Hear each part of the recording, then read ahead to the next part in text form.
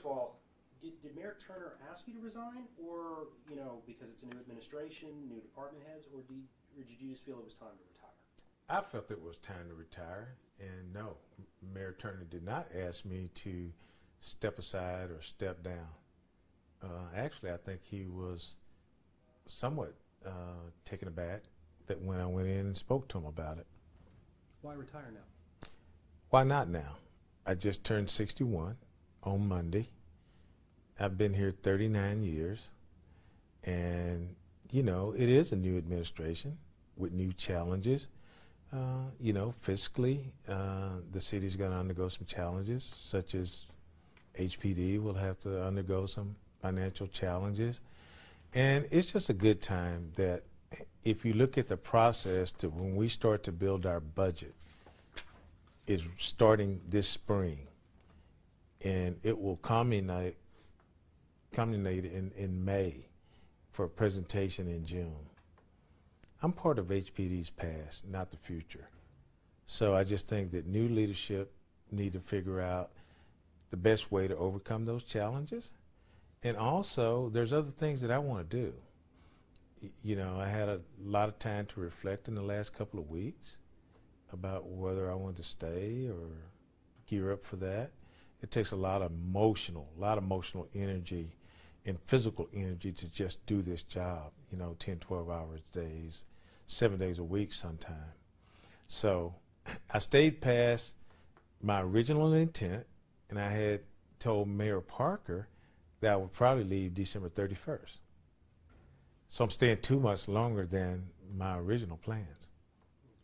That was a lot that you put in there. If you don't mind, I'd like to go back and take this step by step. But okay, what budgetary challenges do you see the department facing in the upcoming cycle that you're talking about? Well, when the city is facing over $100 million shortfall that they must close, the Houston Police Department is the largest department budget that makes up the city's general fund. So obviously, that will affect the Houston Police Department. Okay.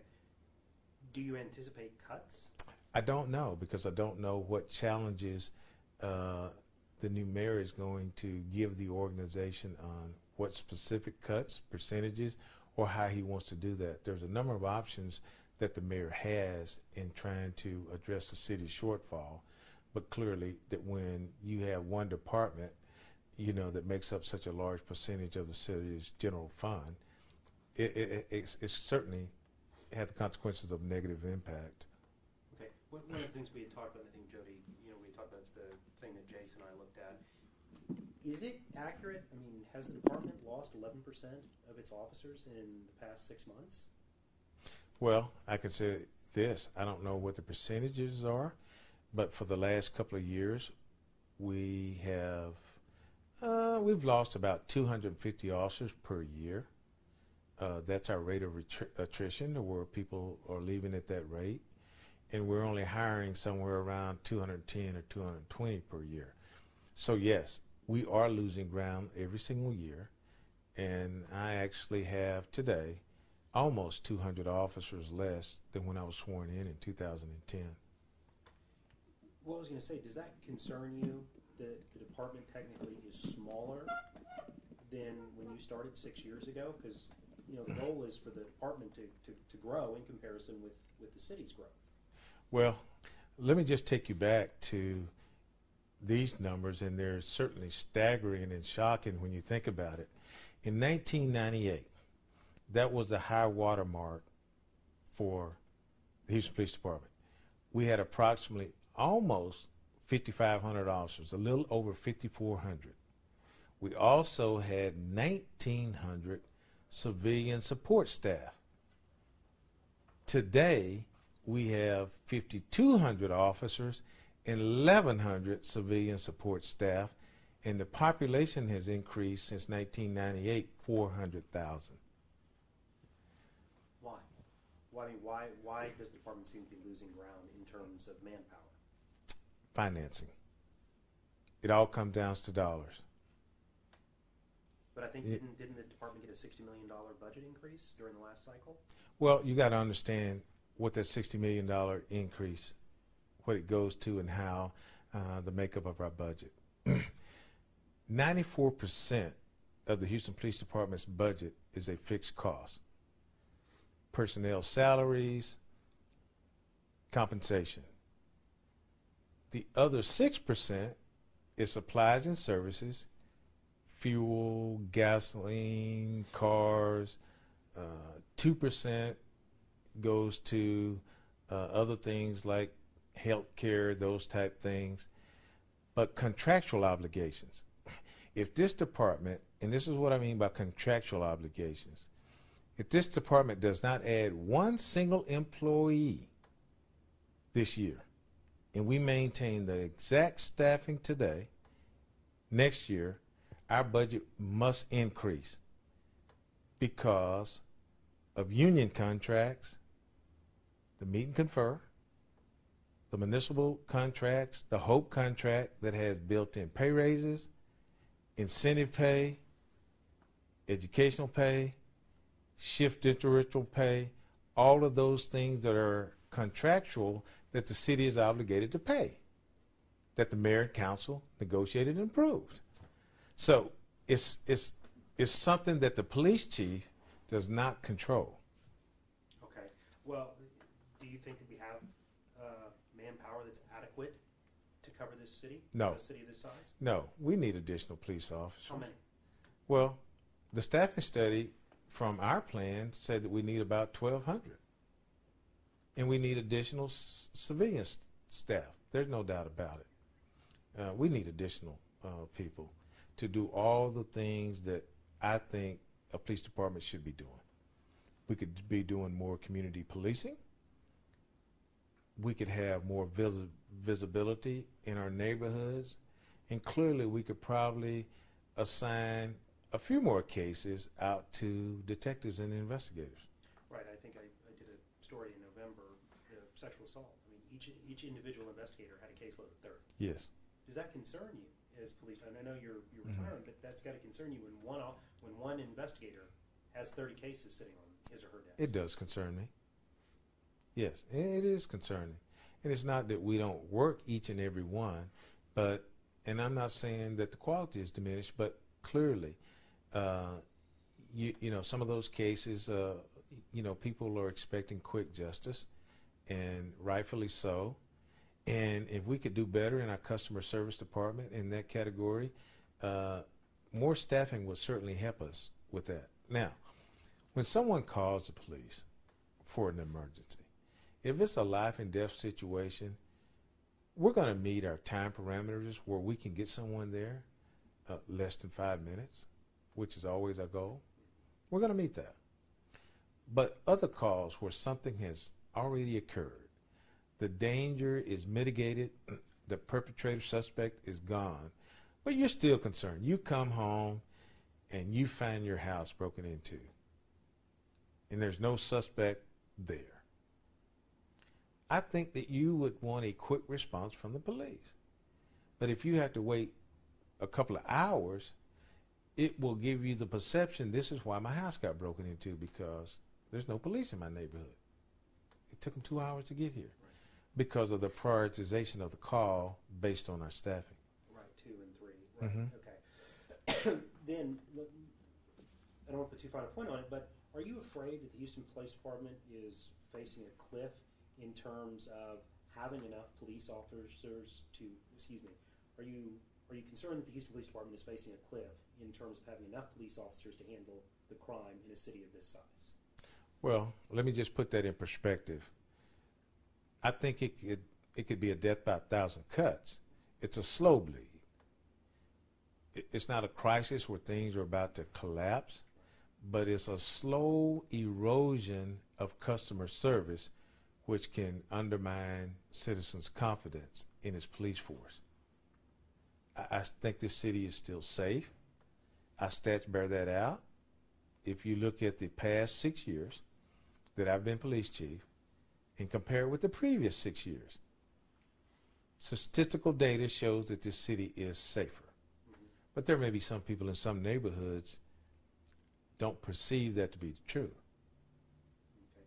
Are you optimistic about the future? Because based on what you're telling me and in just stories that I've done over the past several years, this is not a quick fix. It's not. It's not. Because of the attrition rate. The Houston Police Department is an aging police department. The average retirement age is 55.7. There are 1,900 officers that are eligible to retire in this organization today. That is a tremendous liability for this city. If they were to walk out. So, the only way that you're going to grow the police department is in two ways. One, you must hire more than 250 officers each year to surpass the attrition. Two, you must continue to hire civilian support staff to where when you do have officers working in some functions or tasks that can be performed by civilians, they can do so and the officer can be returned to full operational police duties. Right, okay. And how many total officers do you have right now? Little 5,200. 5,200, okay. Wow, that's and 1,900 eligible to retire at this time. Yes. Okay. Have you had problems enticing new recruits? Is it maybe an issue, too, of maybe joining the Houston Police Department is not as attractive as it once was? No, it's funded. It's strictly funded. Okay. And when we've had 3 classes per year for the past several years. That's only 210 recruits, roughly. We filled every class. This particular year, we were scheduled to have 4, and we'll be able to fill every single class. So funding is the issue. If this department is given more money in its budget to fund police classes, I'm confident that we can fill them up. Because normally when the economy in this region begins to decline or become stagnant, our recruiting is fertile. Because people are looking for yes. a good steady, Mm-hmm. a good steady work. Then, are these the challenges that you just realized that you just didn't, after all your years of service, after essentially 4 decades of service, it was time for somebody else to face these new challenges? I know you kind of said that at the beginning, but right.